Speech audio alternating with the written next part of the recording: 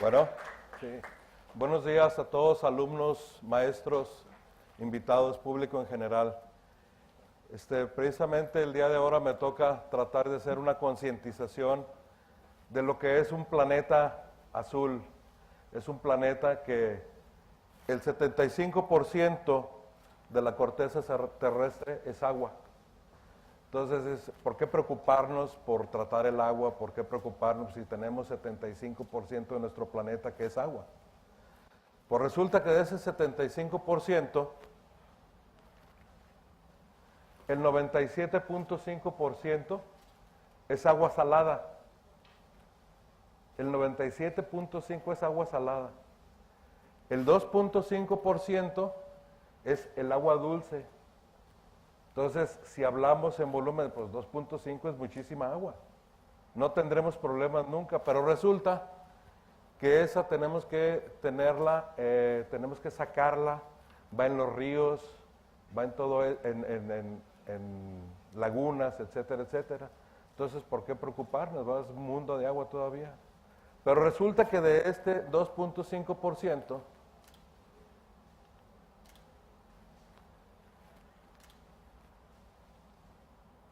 solamente el 0.06% es el que está disponible para nosotros los humanos. Porque el diferencial está congelado en los polos. Polo norte, polo sur, está congelada. Entonces solamente tenemos 0.06%. Es muy poca agua la que tenemos.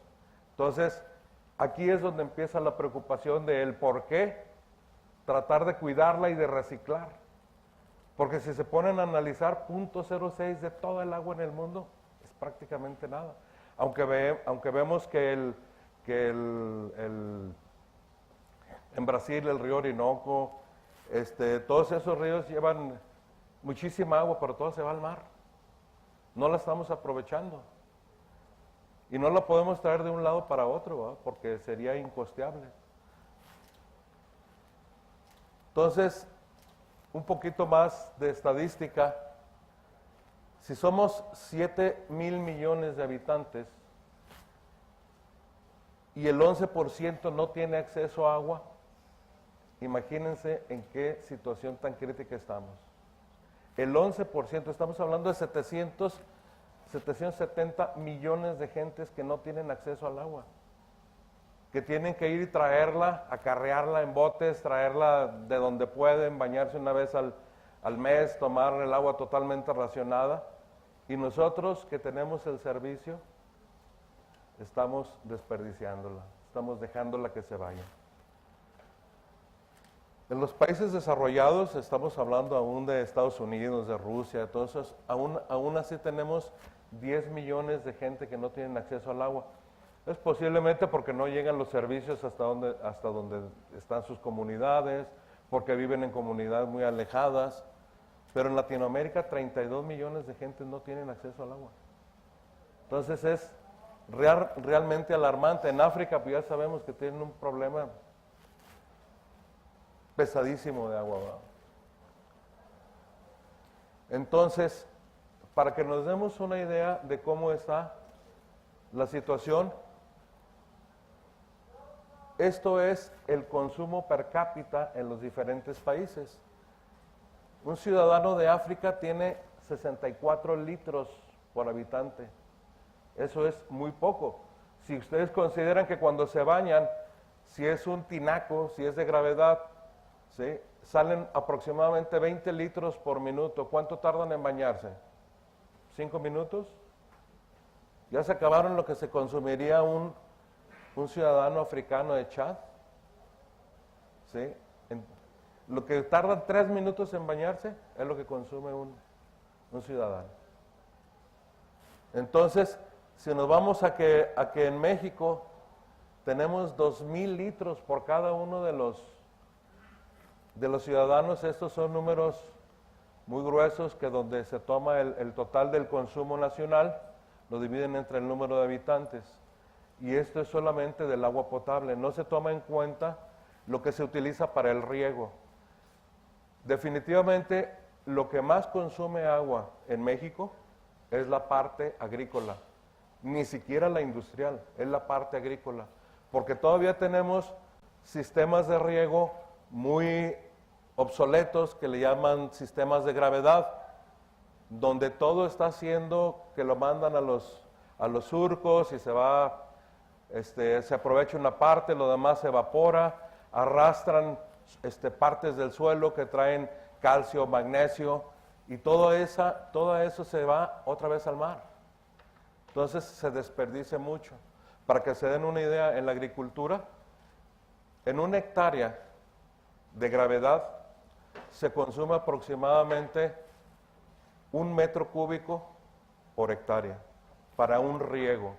Si consideramos que cualquier cultivo ocupa 3, 4 y hasta 5 riegos, entonces estamos hablando de 5.000 litros por hectárea.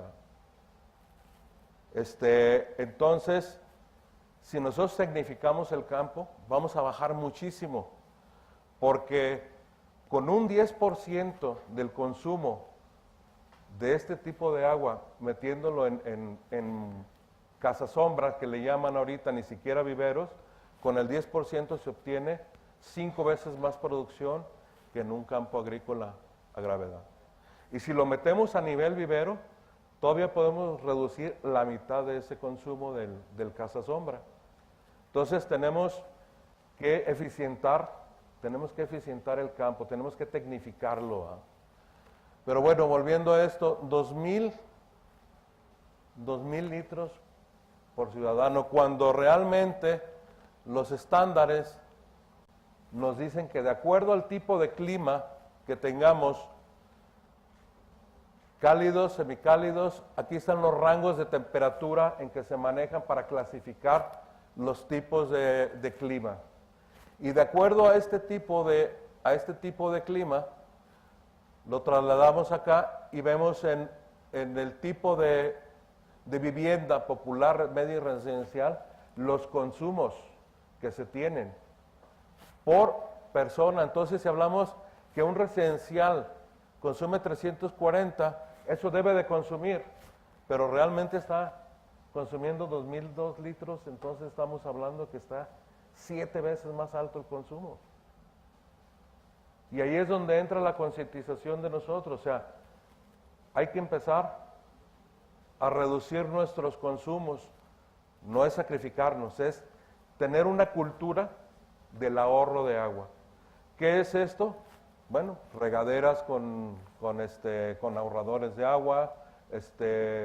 Ahorita, aquí está un amigo, Jorge Espinosa, desarrolla un producto que ustedes lo ponen, una tapita, vamos a decir, en un WC, orinan 5, 6, 7 veces y no tiene ningún efecto ni de olores ni de absolutamente nada. Entonces, si consideramos que vamos a orinar y le bajamos, y si nuestro tanque no es ahorrador, se están yendo 6 litros, por 7 veces son 42 litros.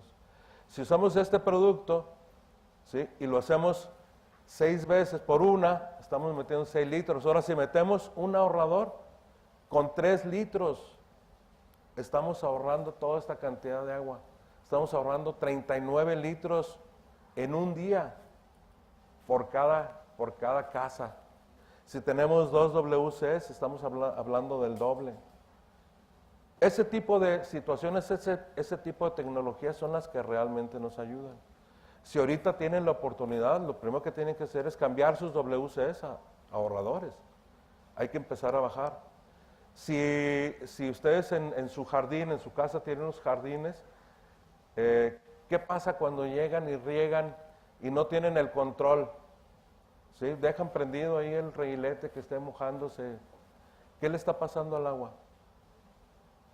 Pues se va a encharcar, el pasto no le sirve, realmente estamos tirando el agua. Pero bueno, cuando diseñemos los jardines con una tecnología que no es cosa del otro mundo, meter una cama de grava, arriba metemos la capa orgánica, ¿sí?, regamos y el agua excedente se nos va a ir por la grava, y si en el centro ponemos un pozo de absorción, esa agua la estamos recuperando hacia el subsuelo. que al final de cuentas, como decíamos al principio, hay que sacar el agua del subsuelo o de los ríos o de las lagunas. Entonces, eso es lo que tenemos que hacer de aquí en adelante, diseñar pensando en el ahorro real de agua. Acuérdense que solamente hay un 0.06%. Una vez que nosotros determinamos nuestras cantidades de agua, bueno, esta es una estadística de cómo están los países en cuanto al tratamiento de aguas, ¿va?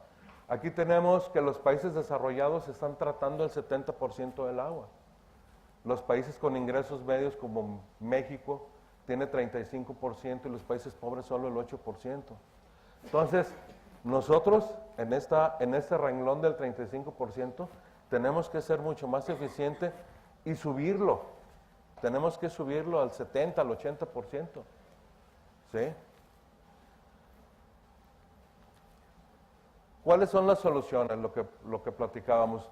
Hay que clasificar el agua. Hay dos tipos de agua. La de primer uso, que es la que vamos a extraer de ríos, de mantos acuíferos subterráneos, de lagunas, ¿sí? Eso es lo que nosotros disponemos para el consumo humano. Se hacen presas, se hacen todo ese tipo de cosas. Chapala, que dicen que no mandan suficiente agua porque se está evaporando. Sí es cierto, pero ese es cumplir un ciclo natural. Ese es un ciclo natural del ciclo hidrológico del agua, ¿va? Eso tiene que venir, se tiene que hacer un ciclo y con eso vamos a seguir teniendo un microclima. Entonces, tenemos que pensar en que las soluciones para eso es reciclar el agua mediante plantas de tratamiento. Cuando no hay ese tipo de fuentes, por ejemplo, en el caso de Hermosillo, que no tienen mucha agua donde tomar, tienen que desalinizar. Entonces, la desalinización, hace 10 años todavía pensarían, está loco, ¿cómo vamos a desalinizar con membranas de ósmosis inversa? Es carísimo.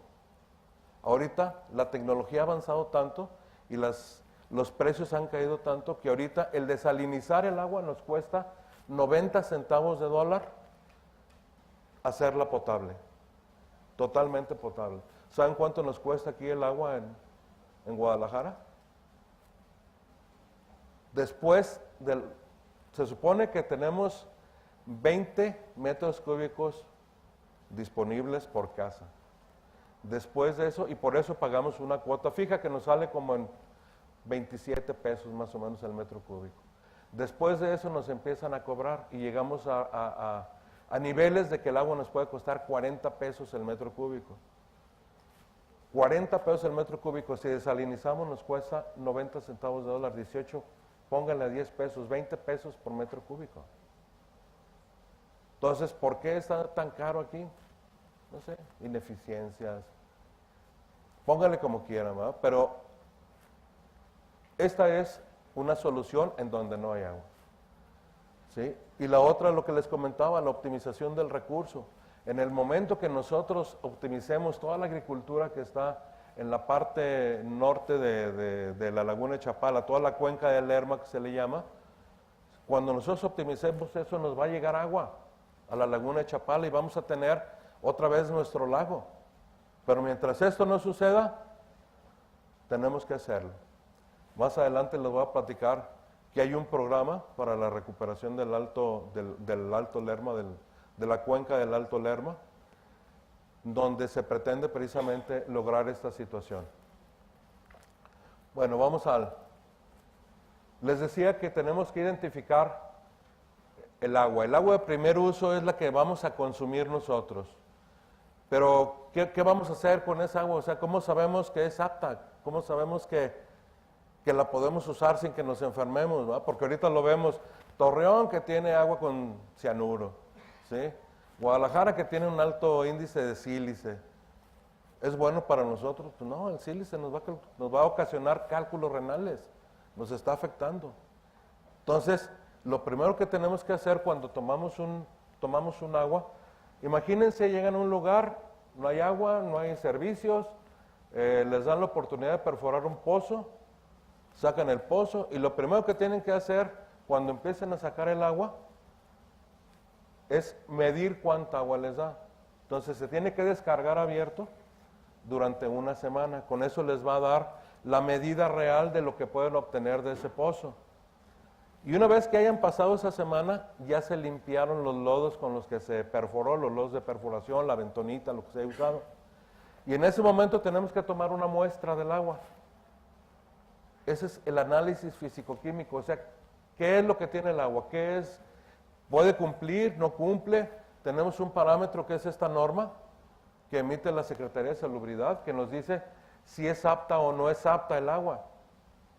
Por ejemplo, en el caso de Torreón sabemos que el arsénico viene porque es una zona agrícola y durante años estuvieron utilizando, ¿sí?, pesticidas que tenían arsénico y todo ese arsénico se queda. Llueve y se infiltra y ahora tienen el problema que lo tienen en el subsuelo. Ahora tienen que desarsenizar para poder consumir el agua. El arsénico, todos lo sabemos, es un veneno.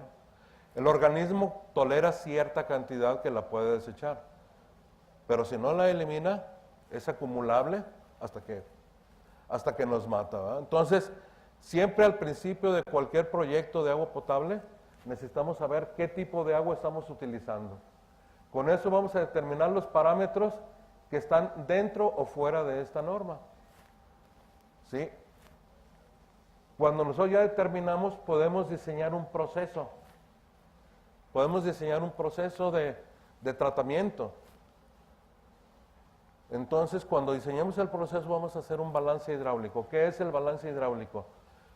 Vamos a suponer que tenemos calcio y magnesio. Pasa el agua, le quitamos el calcio y magnesio. ¿Y qué le vamos a hacer a ese calcio y magnesio? O sea, nosotros ya nos vamos a poder tomar el agua, pero ¿qué le vamos a hacer a ese calcio y magnesio? Tenemos que ver dónde lo podemos aplicar, tenemos que mandarlo a la agricultura, porque ahí sí sirve. En el caso del humano no le sirve. Entonces ahí es donde tenemos que hacer el balance hidráulico. Ya después viene el diseño de la planta, lo que es los equipos, se hace la ingeniería, se ejecuta la obra, se pone en marcha, se estabiliza, se capacita. Este renglón es muy importante, la capacitación, porque gran parte de todos los sistemas que tenemos en México se han abandonado por esta razón. Porque la gente que se capacita, ¿sí?, se va y ya no tienen a quién más capacitar. Entonces nos hablan, no hay otra recapacitación, les volvemos a capacitar, duran 2, 3 años, se sienten divas y se van. Y así es como se manejan los operadores, ¿va? Entonces, este renglón es muy importante.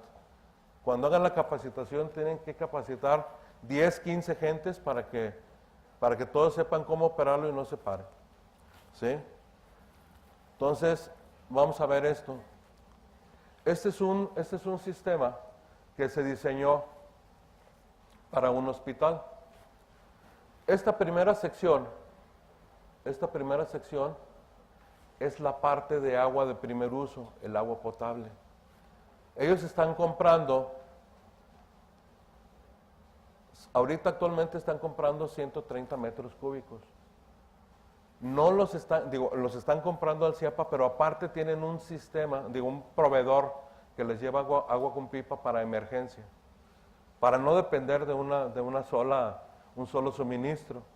Lógicamente estas pipas ya les hicieron los análisis, pero aún así tienen que asegurar la calidad. Si sabemos que las aguas de Guadalajara, nuestro problema es sílice, calcio y magnesio, entonces tenemos que pasarla primero por un proceso de suavización. Hay que quitarle todas las sales para que no nos afecte. Esas sales, como les digo, se purgan a los drenajes, ¿sí? En nuestro caso no se va al drenaje, se va a este cárcamo, que este cárcamo se utiliza para regar los jardines que están en los camellones de Eulogio Parra y de Pablo Casals. Porque a esos jardines sí les sirve el calcio y el magnesio, a nosotros no. Entonces, ya pasamos aquí por un proceso de un hidroneumático y ellos meten una ósmosis inversa porque necesitan agua para diálisis. Ósmosis inversa es, para que se den una idea, ¿no? La ósmosis inversa le quita la sal al agua de mar. Entonces, prácticamente es un agua que no tiene ningún contaminante. Por eso lo utilizan para diálisis. y el resto ya se utiliza en los servicios del hospital. Al final de cuentas tenemos que hacer un tratamiento de 198 metros cúbicos. Esto es lo que nos dio, pero ahora, para diseñar esto de aquí, antes de soltarlo, antes de hacer un diseño, tenemos que caracterizar, tenemos que saber qué es lo que está pasando. Por ejemplo, en este caso, obtuvimos que el agua del laboratorio donde hacen muestras de células y de todo eso, podía traer contaminantes fuertes. Entonces ahí lo que tuvimos que hacer es un pretratamiento. Ese pretratamiento consistía precisamente en matar todas esas bacterias, pero que esos desinfectantes no nos llegaran a la planta de tratamiento, porque la planta de tratamiento se maneja con microorganismos. Si nosotros dejamos llegar eso, pues entonces estamos matando nuestro sistema. Entonces se tiene que dosificar de una manera que no nos afecte en lo absoluto, ¿va? Y eso lo hicimos, eso sucede cuando nosotros tenemos una buena caracterización. La caracterización es qué tiene el agua, por qué está así, qué le pusieron, qué productos químicos emplean. Eso se llama un balance de masa, ¿va? Tenemos que ir con el operador y a ver qué productos químicos estás utilizando. Y en ese momento podemos determinar. Entonces, ya que tenemos una caracterización, vemos los resultados, hacemos nuestras gráficas, nuestros máximos, porque con eso tenemos que diseñar, porque si no se usan diario, pues el día que se usen y no lo diseñamos para eso, no van a servir. Entonces, ya con eso determinamos los parámetros y ahora sí seleccionamos el tipo de sistema. Hay procesos, por ejemplo, en los municipios que no requieren más que cumplir la norma 01 porque descargan a ríos y esos ríos los van a utilizar más adelante para riego, etcétera, etcétera. Entonces la norma es más laxa. La norma 2 es prácticamente la norma 1, pero esa te dice que lo descargues a los drenajes municipales. Si tú cumples la norma 01, ya puedes descargar en un drenaje municipal y el municipio no tendría que hacer una planta de tratamiento. Pero no sucede así, desafortunadamente. La 3, esta es la importante, aquí es donde empieza nuestro proceso de reciclo. Porque en esta norma, para que se den una idea, ¿tienen una idea de lo que es, con cuánto se contamina el agua? Las unidades con las que se mide se llaman partes por millón o miligramos por litro. Entonces, un agua sanitaria nos dice que trae 300 miligramos por litro. 300 miligramos, estamos hablando de 0.3 de gramo. 0.3 de gramo y nos contamina un litro de agua. Entonces, con eso, con bien poquito, si nos vamos a un metro cúbico, a los 1000, con 3 gramos de materia orgánica contaminamos 1000 litros. 3 gramos es esto. Y con eso se contamina. Entonces, ojo con eso, en este caso, después de que nosotros caracterizamos y vemos que podemos meter un proceso biológico, hacemos lo que hace la naturaleza. ¿Cómo depura la naturaleza? Tiene 2 formas. ¿Sí? Ambas son biológicas. Lo que le llaman el proceso aerobio, que es lo que hacen los ríos.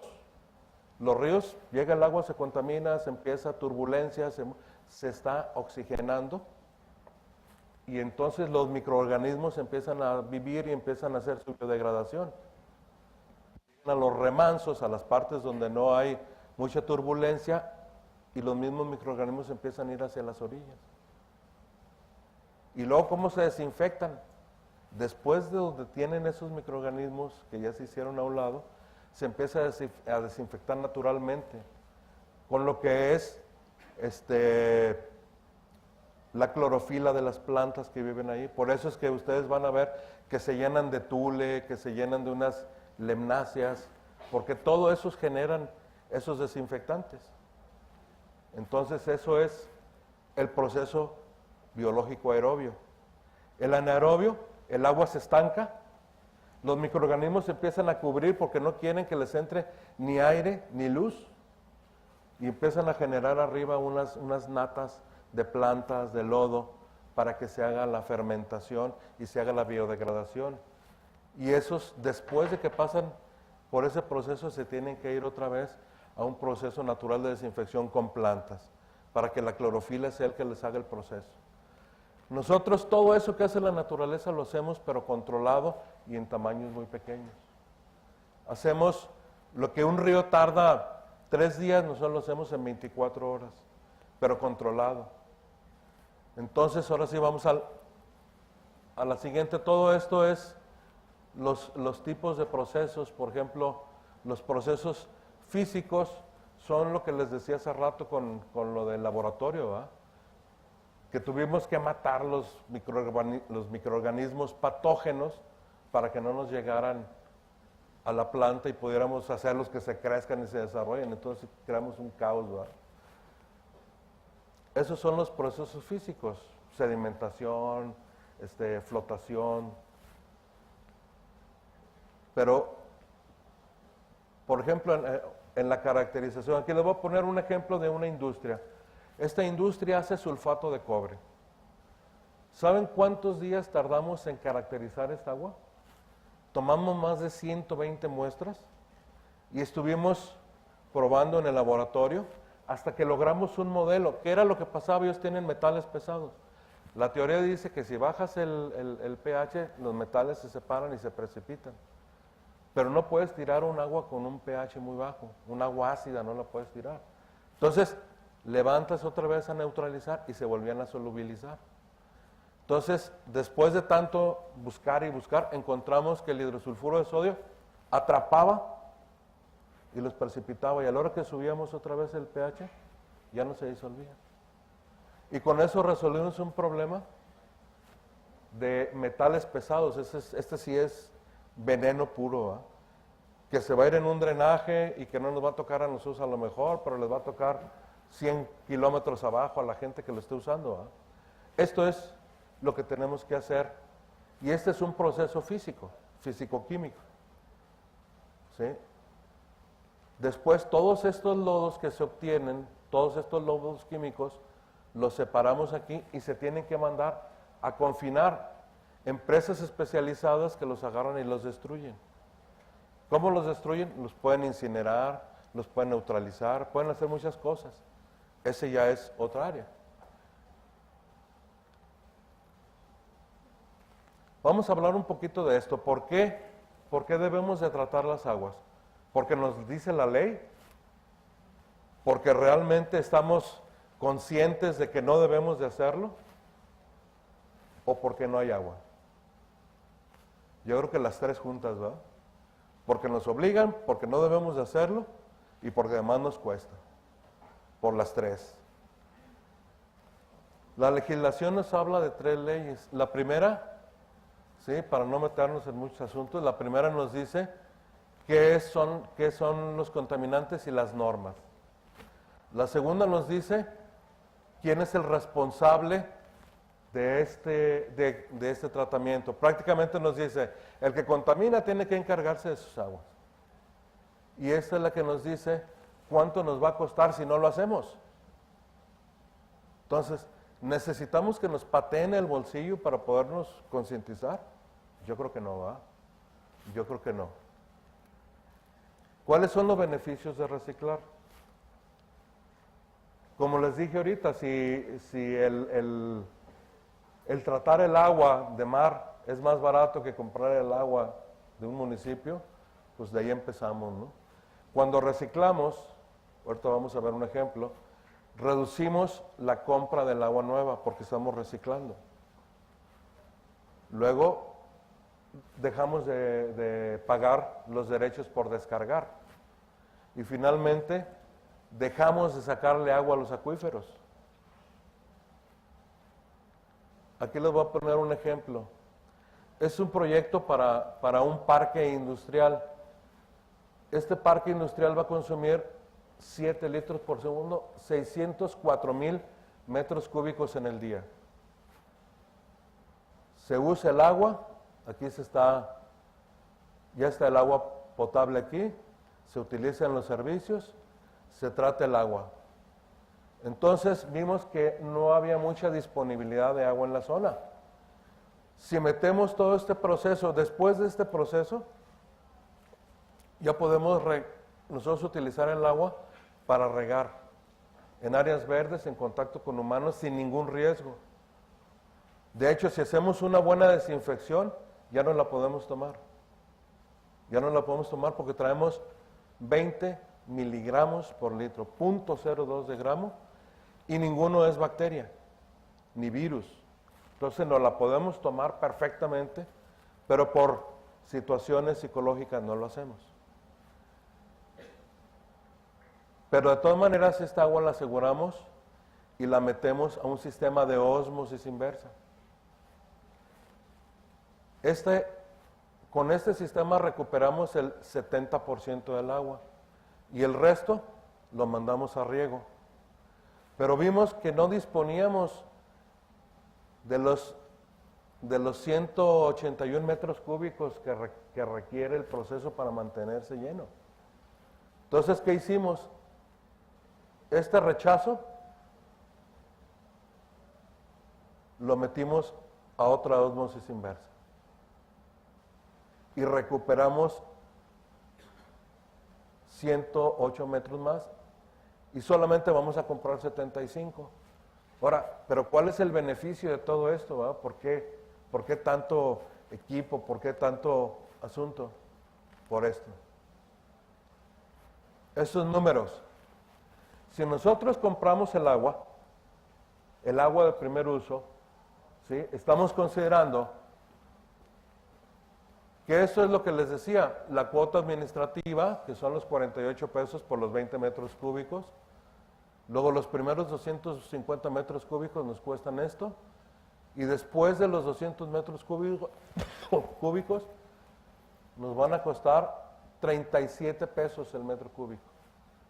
Nuestro costo total con un consumo de 18,000 metros cúbicos al mes es de 683,000 pesos que tendríamos que pagarle a una institución donde no recuperamos nada, absolutamente nada. Si nos ponemos a hacer el tratamiento, ¿sí? La primera parte son 215. ¿Cuál es la primera parte? Esto que les decía, antes de la ósmosis inversa, esto es lo que nos cuesta, 2 pesos 15 centavos los 1,000 litros tratarlos. Luego, cuando vimos la primera alternativa con una sola ósmosis, ¿sí? La primera ósmosis nos cuesta 5.72 pesos. Y cuando le metimos la segunda ósmosis, ¿sí? Cuando le metimos la segunda ósmosis, pues resulta que nos cuesta 8.95. La suma total es de 6.383 metros al día. Si lo dividimos entre lo que consumimos por día, resulta que el metro cúbico nos cuesta 10.56. 10.56 nada más.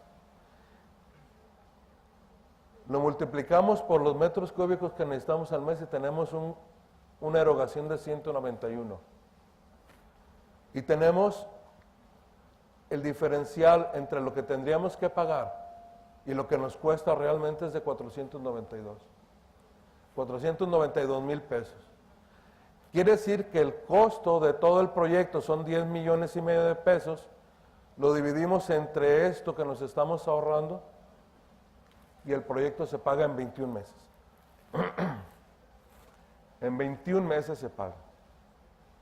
Y esto se aplica desde cualquier nivel. Hemos hecho plantas de tratamiento caseras para Santa Sofía que no tenían drenaje, no tenían acceso, y todo el agua la están metiendo al riego. Sí, entonces quiere decir que los 350 litros que consume cada humano, ¿sí? Se bajó a 200 porque 150 se iba en riego. Ya nomás están consumiendo 200 metros cúbicos. Y los agarran, los tratan y los riegan.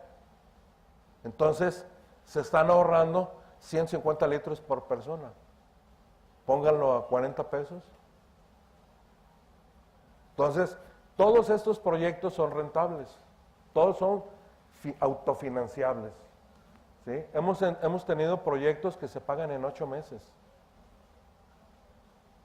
Por ejemplo, el caso del Deportivo Potosino compraba 250 metros cúbicos diarios para su consumo del club y 250 para riego. Entonces, agarramos los primeros 250, los tratamos y los utilizan para riego. Entonces, de entrada 250 fuera. Con eso se pagó en 8 meses el proyecto. Porque en San Luis tampoco hay agua. Y también les cuesta como 50 pesos el metro cúbico. Entonces, esto es, ingenieros, los nuevos ingenieros que les va a tocar diseñar, piensen siempre en que tienen que diseñar de una forma en que recuperen agua, en que recuperen, en que gasten menos, porque el problema no está tanto en reciclar, sino en gastar menos, en crear una conciencia donde realmente estemos ahorrando agua. ¿Sí? Este es el primer layout que sacamos de las dos ósmosis inversa, pero luego nos dijeron, espérate, no contamos con toda esa área. Entonces nos dieron y tuvimos que modificar. Esa fue el área que nos dieron y eso es lo que ustedes tienen que hacer. Todo el agua que sobre de aquí se va a ir al subsuelo, pero ya va tratado. ¿Cómo se va a ir al subsuelo? En riego de áreas verdes, porque en el parque industrial también tiene muchas áreas verdes. Entonces, para todos los estudiantes, estos proyectos de tratamiento de aguas involucran a casi todas las ingenierías. Como ya vimos, la ingeniería química, pues es la base para el diseño de todo esto.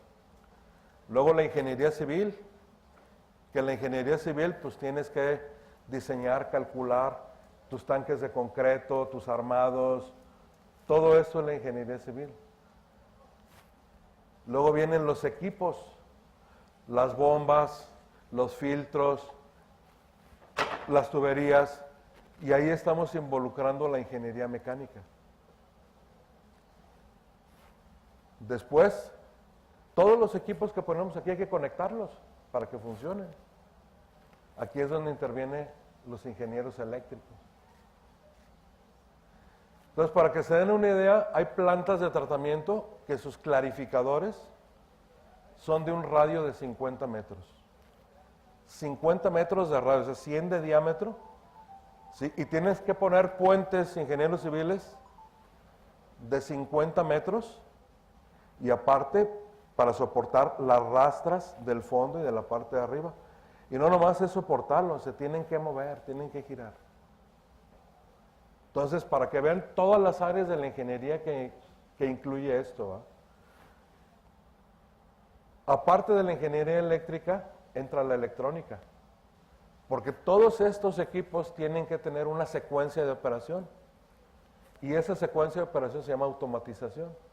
Y ahí es donde interviene la ingeniería electrónica. Entonces, un proyecto de estos involucra prácticamente a todas las ingenierías. Y ahora con las nuevas carreras muy buenas, como robótica, como todo ese tipo de cosas, todo esto se va a ir mejorando. El proceso difícilmente lo pueden cambiar porque es la naturaleza concentrada. La naturaleza concentrada. Pero todo lo demás, la operación, esa es la que se va a poder modificar y se va a poder eficientar. Les quiero decir que cuando empecé con esto en el 86, el costo de tratamiento de agua andaba, para una planta de este tamaño, andaba alrededor de 7 pesos. Hace 35 años, ahorita ya estamos en 2.15. Estamos hablando del puro proceso biológico, sin ósmosis. Ya estamos en 2.15. ¿Qué viene más adelante? ¿Qué vamos a eficientar más adelante? Lo único que se ha eficientado de ese tiempo para acá son motores más eficientes que consumen menos energía, sistemas de aireación mucho más eficientes, porque antes todo eran unos difusores abajo y salía el agua. Perdón, salía la burbuja, tenía que pasar por 6 metros para que hiciera contacto. Ahorita hay unos equipos que inyectan el aire, entonces tienen doble contacto, porque llega al fondo y rebota, entonces tienen doble contacto. Todo ese tipo de proyectos, todo ese tipo de equipos han modernizado y han reducido el costo de operación del tratamiento de aguas, ¿verdad? Aquí era lo que les decía, la ingeniería eléctrica, la automatización, ¿no? Esa es nada más la parte de una parte del panel donde todo es electrónica, arrancadores electrónicos, todo va conectado a un PLC.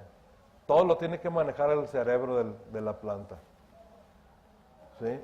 Y finalmente, una cosa muy importante que quiero que sepan, es que para desarrollar todos estos proyectos, hay dinero en el mercado internacional. Hay dinero en el mercado internacional y lo único que tienen que hacer es buscar los conductos adecuados para llegar a ellos. ¿Sí? Hay dinero para municipios, siempre y cuando cumplan algunas normas. Hay dinero para los privados, ¿sí? Para saber que van a llegar a reciclaje.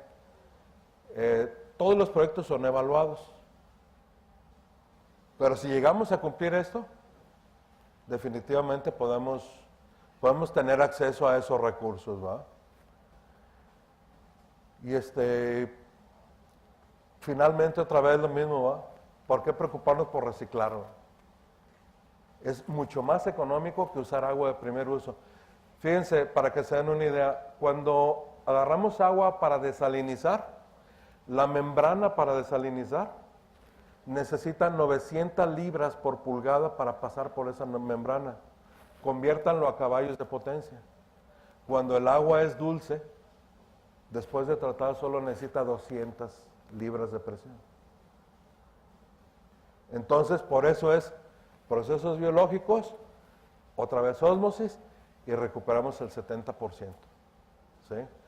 Luego, cuando se utilizan membranas de desalinización, solo se recupera el 50%.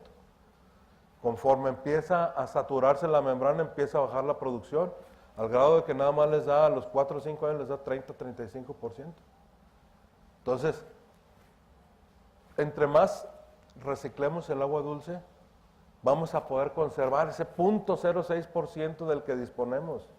No tenemos más agua. Porque aunque desalinicemos, la sal la estamos regresando. Imagínense que todos desalinizáramos y regresamos la sal al mar. Estamos incrementando la concentración. Y más si es, por ejemplo, en un estero, que están sacando agua de un estero y regresamos el agua ahí mismo, estamos concentrando. Entonces es sumamente importante hacer un balance. Luego, esto es una cosa que, de los lodos orgánicos que se obtienen, en este proceso, del proceso biológico, los microorganismos que les decía que hacen la biodegradación, nosotros los metemos a estos reactores. Y estos reactores siguen con aire hasta que las bacterias se convierten en zófagas, en caníbales, y se empiezan a comer entre ellas cuando no les pones comida nueva, cuando no les das materia orgánica fresca, se comen entre ellas y se empieza a reducir su población. Al grado que como cualquier célula cuando se muere, ¿en qué se convierte? 70% carbono orgánico, 12% nitrógeno, 8% fósforo y 10% compuestos nitrogenados. ¿Qué es eso? Un mejorador de suelos, un mejorador para la agricultura. Sacamos unos estudios para Navojoa, de una planta ahí en la municipalidad, con los lodos que se obtienen de un mes de esa planta de tratamiento, se puede fertilizar, en el desierto se puede hacer 1 hectárea cultivable. Al año 2 hectáreas, síganle sumando. Y la población no se va a acabar. Entonces, ese es un producto, es un subproducto adicional que no lo considero en los costos, pero que también tiene valor en el mercado.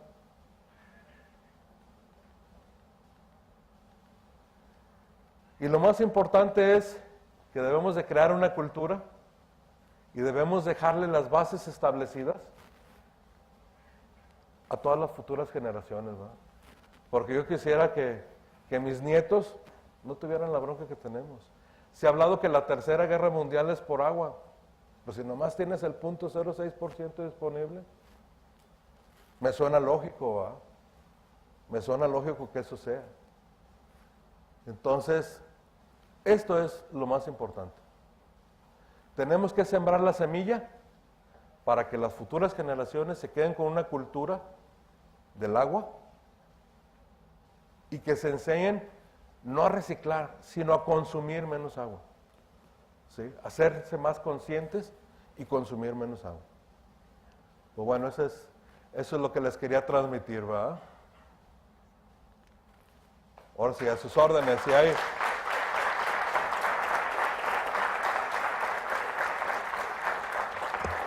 Agradecemos al ingeniero Cuauhtémoc por su conferencia. No sé si alguien tenga alguna pregunta que quiera hacerle.